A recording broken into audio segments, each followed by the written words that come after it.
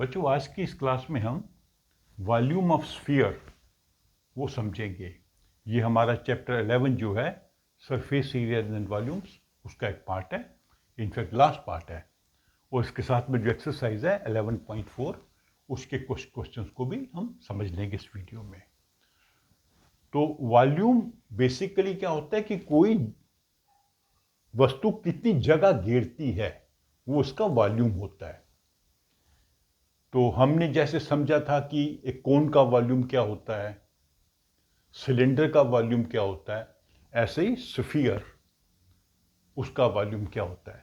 तो स्फीयर का जो वॉल्यूम होता है, इसका जो एक्सपेरिमेंटली पता किया गया है वो है 4/3 पाई आर क्यूब, जहां पर आर है उस स्फीयर का रेडियस। तो कोई भी स्फीयर होगा उसका वॉल्यूम निर्भर करता है उसके रेडियस के ऊपर, और उसका जो फॉर्मूला है 4/3 पाई आर क्यूब। अभी देखिए, थोड़ा सा आप याद करिए, इसका जो एरिया हमने निकाला था 4 पाई आर स्क्वायर, यहां पे है 4/3 पाई आर क्यूब, यहां पर है 4 पाई आर स्क्वायर। यहां से थोड़ा सा आपको याद रहेगा कि एरिया होता है 4 पाई आर स्क्वायर, इसको 3 से डिवाइड करेंगे और 8 से मल्टीप्लाई करेंगे तो ये बन जाएगा इसका वॉल्यूम। ठीक है।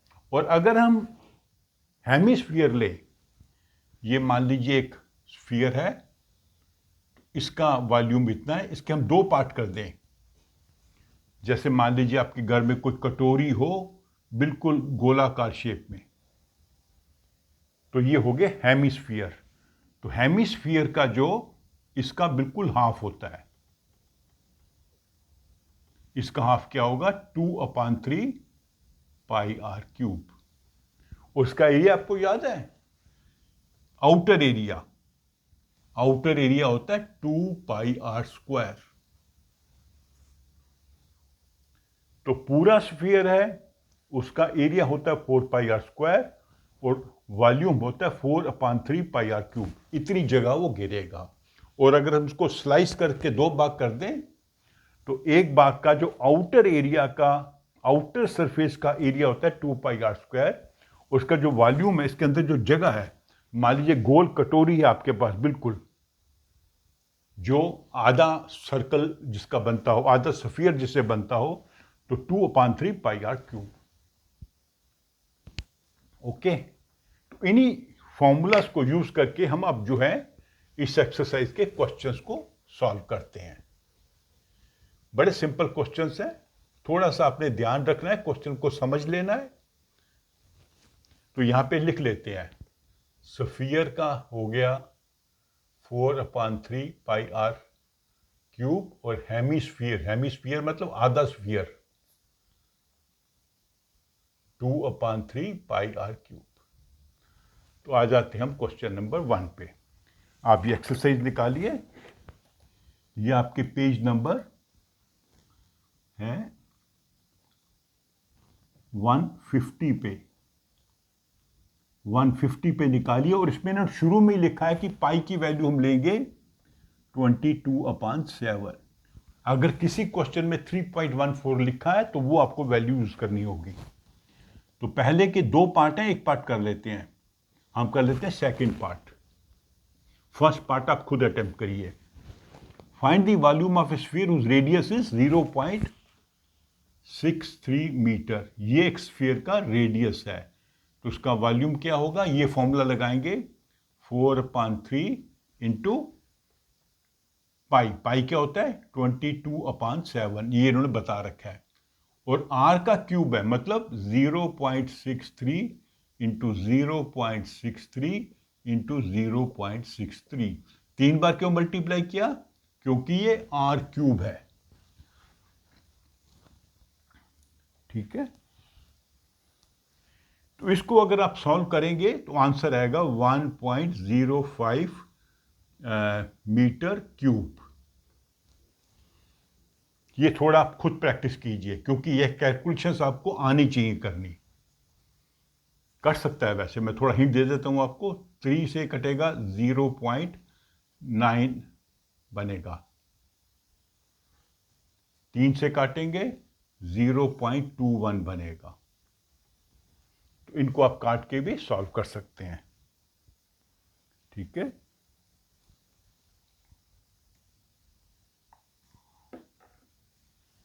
अभी आ जाते हैं हम क्वेश्चन नंबर 2 पे।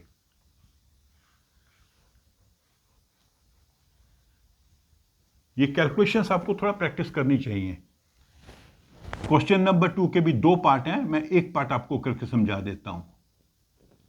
Find the amount of water displaced by A solid spherical ball of diameter. अब देखिए क्वेश्चन को थोड़ा इन्होंने टेढ़ा करके लिखा है।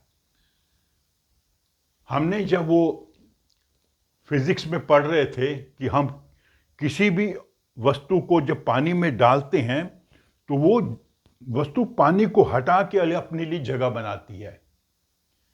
कितना पानी हटाएगी? जितना उसका वॉल्यूम है। तो पानी में हमने एक स्फीयर को डुबोया है, कितना पानी उसने हटाया। तो बेसिकली हमने बताना है कि स्फीयर का वॉल्यूम क्या है। बस क्वेश्चन को उन्होंने थोड़ा टिकलिश कर दिया जी। पानी हट रहा है, पानी डिस्प्लेस हो रहा है, कितना पानी डिस्प्लेस हो रहा है वो निर्भर करेगा कि जो वस्तु हमने पानी में डुबोई है उसका वॉल्यूम कितना है। तो हमें इसका वॉल्यूम ही निकालना है। तो हम कर लेते हैं इसका भी पार्ट 2। तो इसमें इन्होंने बताया डायामीटर।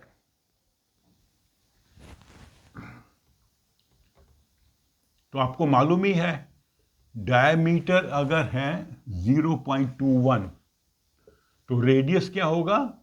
0.21 को 2 से डिवाइड करेंगे 0.105 सेंटीमीटर है, नहीं सॉरी मीटर है।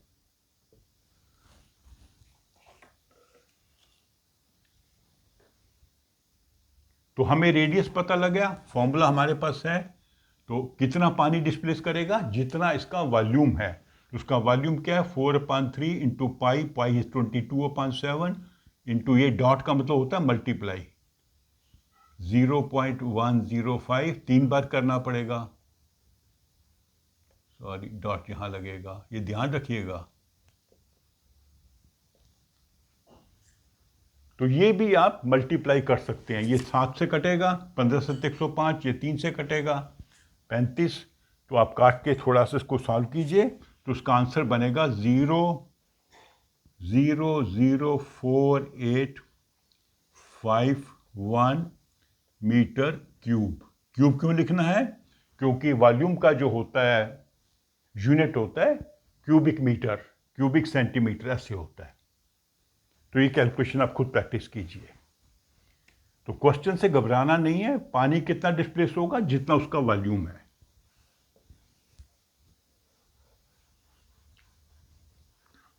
तो अभी हम आ जाते हैं क्वेश्चन नंबर 3 पे। The diameter of A metallic ball is 4.2 centimetre. Diameter होगा तो हम रेडियस निकाल सकते हैं 4.2 सेंटीमीटर। तो अभी क्या करना है हमने? What is the mass of ball if the density of the metal is 8-9। Density बताई हुई है। अब ये आपको थोड़ा सा जो साइंस आपने पढ़ी है वो याद होनी चाहिए।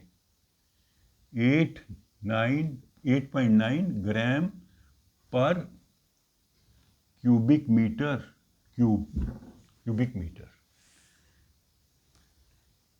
डेंसिटी क्या होती है किसी ऑब्जेक्ट की? Mass divided by volume. किसी ऑब्जेक्ट का कितना द्रव्यमान है, कितना मास है और उसका कितना वॉल्यूम है, मास को जब वॉल्यूम से डिवाइड करेंगे तो डेंसिटी मिलती है।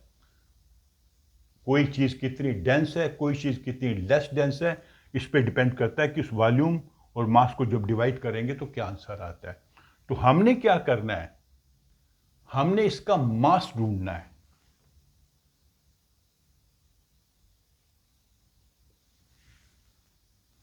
तो इस फॉर्मूला में हमें डेंसिटी बताई हुई है, मास हमें ढूंढना है। अगर हमें वॉल्यूम पता लग जाए तो मास क्या होगा? डेंसिटी को जब वॉल्यूम से गुना करेंगे, क्योंकि क्रॉस मल्टीप्लाई करेंगे डेंसिटी को वॉल्यूम से, तो हमें मिल जाएगा इसका मास। तो हमें डेंसिटी बता रखी है, डायमीटर दिया हुआ है, तो डायमीटर से हम इसका वॉल्यूम निकालेंगे, तो उसका रेडियस कितना होगा 2.1 सेंटीमीटर, तो उसका वॉल्यूम कितना होगा 4/3। ये जो फॉर्मूला है, पाई की वैल्यू है 22/7, ये उन्होंने दे रखा है 2.1 इंटू 2.1 इंटू 2.1। 3 बार क्यों मल्टीप्लाई किया, क्योंकि r क्यूब है, ठीक है। तो ये अगर आप कैलकुलेट करेंगे तो आपको आंसर आएगा 38.81 cm³। इसको अगर आप सॉल्व करेंगे तो अभी हमें इसका डेंसिटी मालूम है, वॉल्यूम हमने पता कर लिया, तो वॉल्यूम और डेंसिटी को मल्टीप्लाई करेंगे तो हमें मास मिल जाएगा 8.9 into 38.81।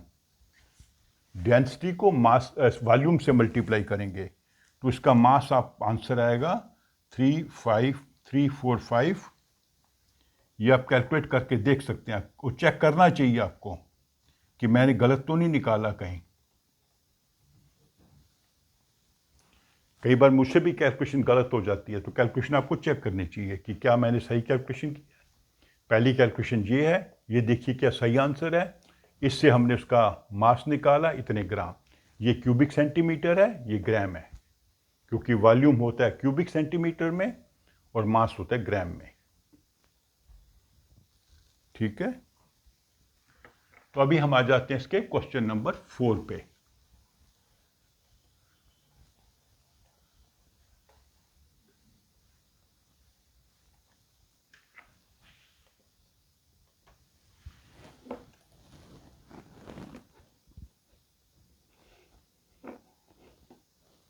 The diameter of the moon is approximately 1/4 the diameter of the earth. What fraction of volume of earth the volume of the कह रहा है कि जो मून का डायमीटर है वो अर्थ के डायमीटर का 1/4 है। जितना अर्थ का होगा उसको 4 से डिवाइड करेंगे तो मून का डायमीटर मिलेगा।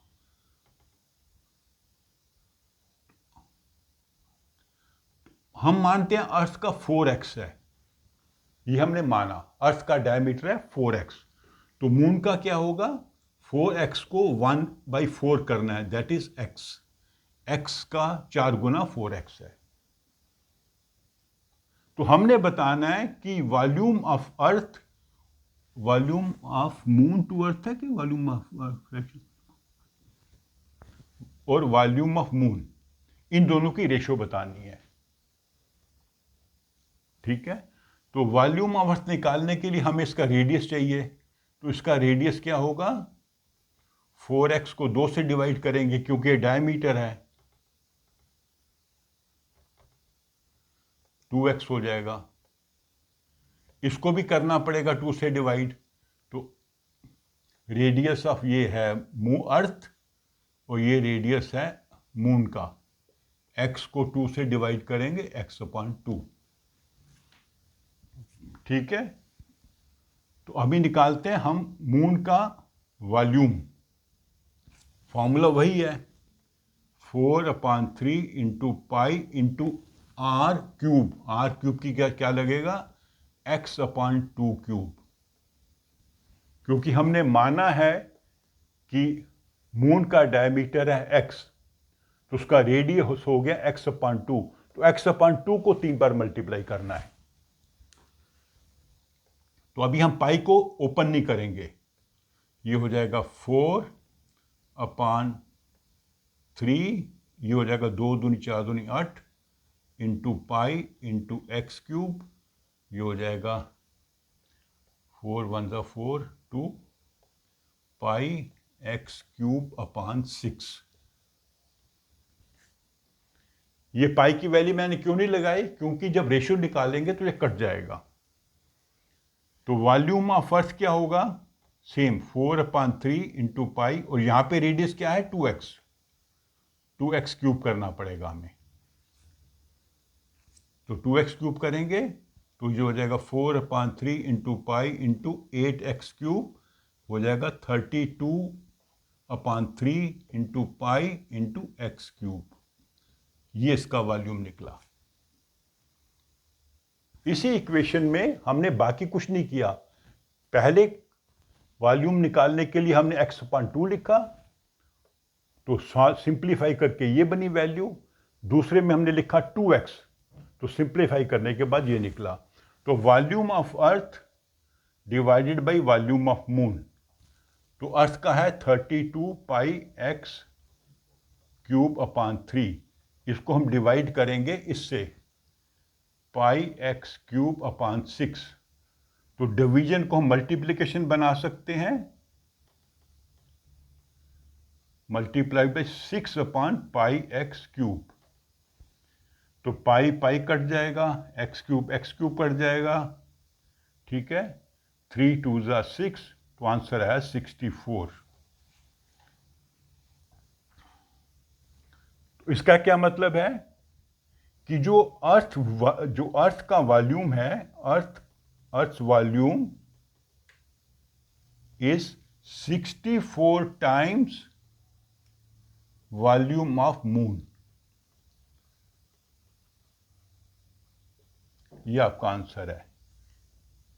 जितना वॉल्यूम है मून का, उसका 64 टाइम्स है अर्थ का वॉल्यूम। अगर आप रिवर्स बोलेंगे तो जितना वॉल्यूम है अर्थ का, उसका 1/64 मून का वॉल्यूम है। बिकॉज इनकी रेशियो बन रही है 64:1। इसको ऐसे भी लिख सकते हैं, WM इज 64:1। ये रेशियो है। ऐसे भी आंसर दे सकते हैं रेशियो में, ऐसे भी दे सकते हैं।